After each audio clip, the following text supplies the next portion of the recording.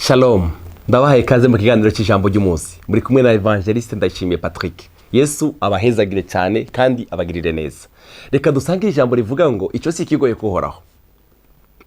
Niyo jambo ry'uno munsi. Icyo si kigoye kuhoraho.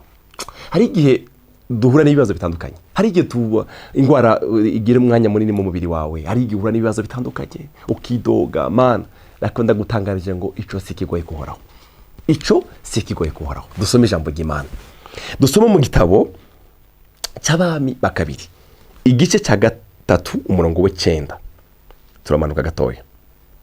Nuko umwami w'Abisiraheli aragenda, bona umwami w'Abayuda n'umwami w'Abanyedomu baca ahaziguye, maze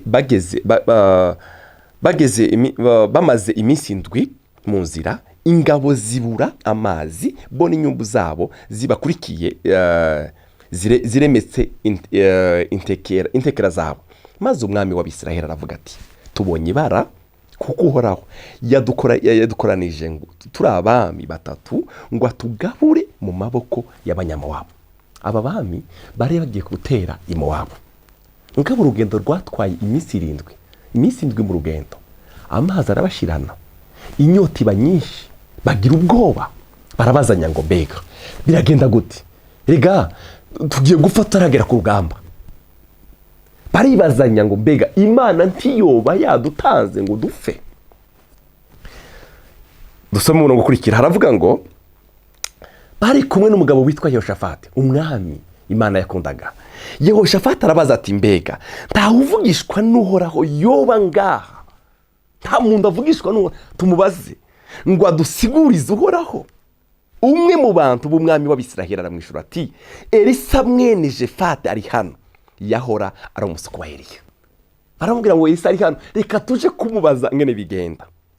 Ariko noneho dusimbire ku murongo wa 15. Barashika kuri Elisa, baramubwira Elisa, twebwe tugiye gutera i Mowabu, Abanyamowabu. Mugabo twagize ingorane, twabuze amazi, ibyo duhetse abasirikare, ibintu byacu byose bigiye gupfira mu butayu. Dutabare, tubarize Uhoraho, ntashaka kutwicisha, bigemeze gute? Elisa arababwira ngo uyu mwami w'Abisiraheli yaragiye mu bigabomana. Arababara Elisa, arababwira ngo ngiye kubaza Imana, kubera ko muri kumwe na Yehoshafati umwami w'Ubuyuda, ko muri kumwe na Yehoshafati, reka nje kubaza umwami, kaja kubaza Imana, mubabarize ngene bimeze. Umurongo wa 15 rero uravuga ngo ariko noneho nzanira umuvuzi w'inanga. Uwo muvuzi w'inanga ashitse atanguye kuvuza, ukuboko kuhoraho kuza kuri Elisa, aravuga ati, uku niko Uhoraho wagize ngo iki kiyaya ni mu gisaturemo imigazo myinshi. Bene data, ikiyaya mu gisaturemo imigazo myinshi. Mwumvirize, kuko ariko Uhoraho wagize ngo nta muyaga muja kubona canke ngo mubone imvura, ngo ariko ikiyaya kizokuzura amazi. Urashobora kutabona inzira ahariho hose, ariko twizeye Imana ishoboye byo. Icyo si kigoye kuhoraho. Nta muyaga muja kubona, nta mvura muja kubona, ariko musature imigazo, haleluya, iraza kuzura amazi. Amazi munyo mwebwe ubwanyu mushore n'ibyo mushoreye n'inyumbu zanyu. Kandi ibyo si kigoye kuhoraho, mbere azogabura n'Abanyamowabu mu maboko yanyu. Haleluya. Icyo si kigoye ku mwami. Arababwira ngo nta muyaga muja kubona, nta n'imvura iza kugwa hano, ariko ino migazo iruzura amazi. Kandi niko byagenze. Imana yazanye amazi, baranywa, n'ibyo bashoreye byose baranywa, bamererwa neza. Imana irababwira ngo mbere n'Abanyamowabu nzobagabura mu maboko yanyu. Reka iri jambo ry'uno munsi ravuga ngo icyo si kigoye kuhoraho. Icyo iyo ntambara ugize mu myaka si kigoye kuhoraho. Iyo ngwara ugize mu gihe si kigoye kuhoraho. Shishikara kwizera umwami wawe. Shishikara kwizera umwami wawe. Shishikara kwatura amajambo y'ibyizigiro mazima. Haleluya. Icyo si kigoye kuhoraho. Icyo si kigoye kuhoraho. Reka mbabwire, nasomye mu gitabo cyo guharura, umunsi umwe Abisiraheli babwiye Mose, baramubwira Mose, tumaze iminsi tujya manu, tumaze iminsi turarushe, turakenera inyama. Mose ngo arabwira Imana, aba bantu sinzi uko babaye, abagabo bonyine ni 600. inyama barazikura hehe? Bukuraho inyama abantu bangana gutya? Imana ibwira Mose ijambo rikomeye cyane mu gitabo cyo guharura igice cya 11:23 aramubwira ngo uhoraho yishyura Mose ati mbega ukuboko kwanje uhoraho kwabaye kugufi, none hinge urabe yuko ijambo ryanje nkubwiye rishika cyangwa ridashika. Haleluya! Ukuboko kw'Imana ntabwo ari kugufi ngo kunanirwa kugukiza, kunanirwa kugutabara, kuko cyo si kigoye kuhoraho. Haleluya! Icyo si kigoye kuhoraho. Mose, mwiyumvire, Mose bageze kuyaga gitukura barambuka ku buryo bw'itangaza, bageze mu butayu bajya amanu, babona ibitangaza, bageze ku nyama agira ubwoba, aravuga amana ibyo zibishugunda. Imana ibwira Mose ngo ejo mu gatondo rindira urabe kuko ukuboko kwanje atari kugufi.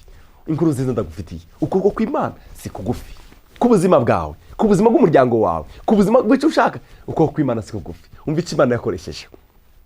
Umurongo wa 31, maze umuyaga uvuye ukuhoraho uzana inkware zivuye ku kiyaga, uzirekurira aho bashagaje n'impande zose, gushitsa ahogendwa ku munsi umwe. Zagenda zarara hejuru y'isi nk'intambwe zibiri z'ukuboko kuciriye mu nkokora. Amen, amen. Icyo Imana yamubwiye Mose, aramubwira ngo Mose rindira urabe ngo ejo mu gitondo ngo Imana ikoresha umuyaga. Imana ngo ihamagaza umuyaga ivuye burasirazuba ngo uzana inkware ngo Abayisiraheli barazibona mu gatondo. Imana yari ababwiye ngo mutore izo mujya ku munsi, apana kuzo kuraza. Mugabo bamwe ntibabyizeye, baratwaye barariye, izindi barabika, zaciye zibora uwo munsi nyine. Yarababwiye muzozijya, baraziriye umunsi wa mbere, wa kabiri, wa gatatu, wa kane, ukwezi kurahera. Barababwira Mose ngo zitugeze ngaha turarushe. Umva ndababwire inkuru nziza ndabafitiye, icyo si kigoye kuhoraho. Icyo kibazo ufise si kigoye kuhoraho. Shishikara kwegera umwami wawe, shishikara gusenga, shishikara kumwizera. Icyo si kigoye kuhoraho. Yesu aguhezagire. Reka ndagusengere. Mwami Yesu, ingorane zose tuba dufise zitandukanye si kigoye kuri wowe, kuko nta kikunanira, byose birashoboka imbere yawe. Hari urwaye ariko aranyumviriza, ndamusengeye gukira, ikiganza cyawe cyiza kimukoreko. Hari ufite ikibazo gitandukanye mwami mu rugo rwiwe, ndamusengeye ikiganza cyawe cyiza kimukoreho. Icyo si kigoye kuri wowe, mukorere igitangaza mwami. Ni wowe se ubigisha, ni wowe se wimigisha. Haleluya! Ni wowe uza wimura ibihe, ni wowe uza ukuranya imyanya n'ibihe mwami. Si kigoye kuri wowe kubutabara uyu munsi, kumuremera indirimbo sha uyu munsi. Urakoze, icyo uragarukire mu izina rya Yesu mwami wacu. Amen.